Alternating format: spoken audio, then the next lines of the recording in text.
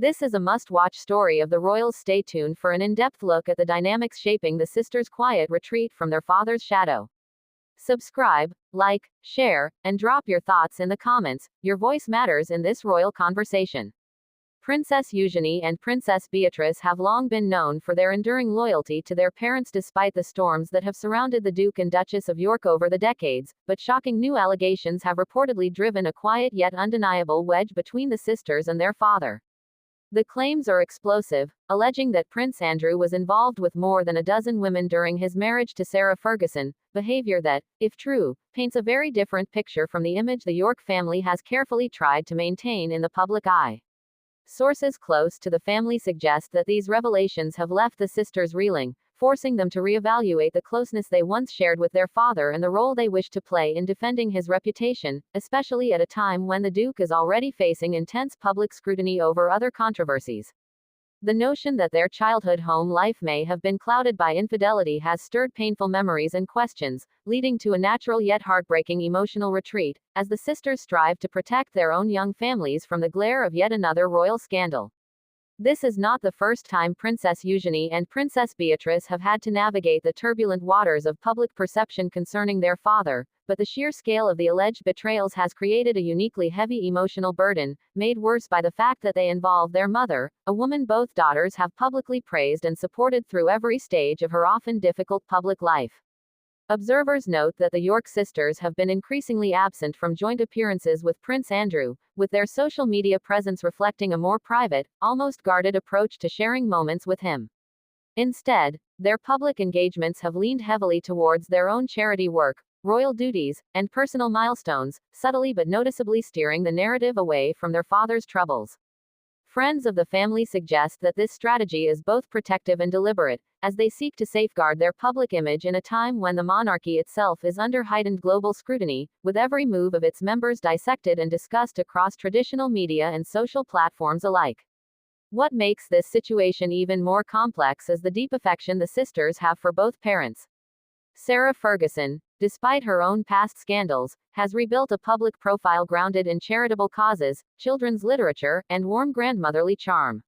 She has been a vocal champion of her daughters, often describing them as her pride and joy, and has appeared alongside them at major life events with visible joy and affection.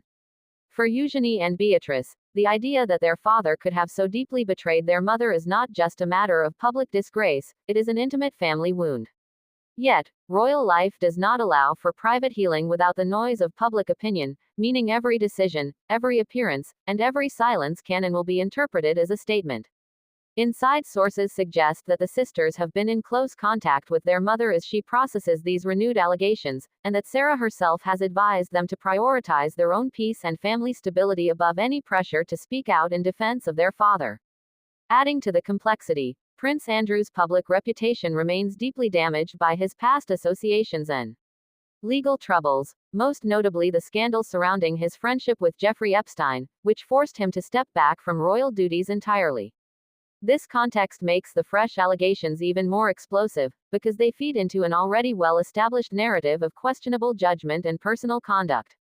The royal household is reportedly keen to prevent further public erosion of the family's image, but the York sisters' quiet distancing speaks louder than any press release. Analysts of royal behavior note that in the world of monarchy, absence can be as powerful as presence.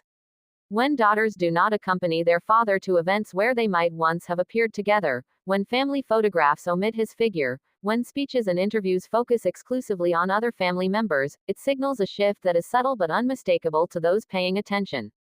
For Princess Eugenie and Princess Beatrice, this is a moment of careful recalibration. They know that the British public, and indeed the world, is watching not only what they say, but what they do. In distancing themselves from their father's scandals, they are not rejecting their love for him. By all accounts, that bond remains, but they are drawing a boundary between personal loyalty and public alignment. This is a choice that echoes through royal history, where younger generations have sometimes had to step out from the shadows of older relatives to define their own legacies. Both sisters have worked to craft identities that go beyond the confines of royal titles, with careers, charitable work, and personal achievements that stand on their own merit.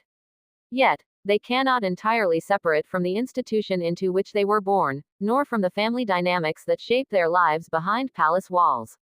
These latest claims, particularly their scale and specificity, have forced the York sisters to navigate a path fraught with emotional landmines.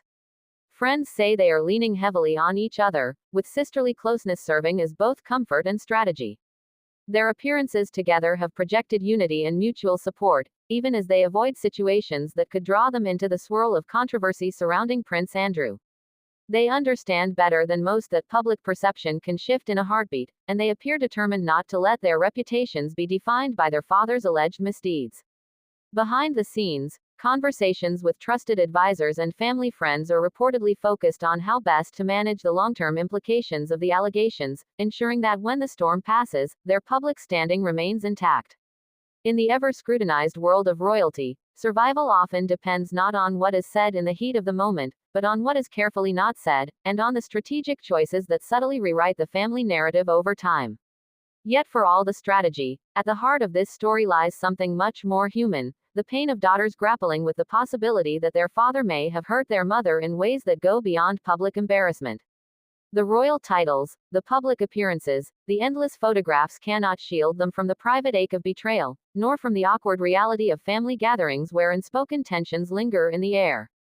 And so, while the world speculates, while the press dissects every movement, Princess Eugenie and Princess Beatrice continue to walk a careful line between love and distance, loyalty and self-preservation. Theirs is a quiet resistance, not a public denouncement, and perhaps that is the most royal response of all. But the question remains, as whispers continue to swirl through the corridors of both palace and press, how long can such a delicate balance be maintained before the truth forces a choice no daughter ever wishes to make?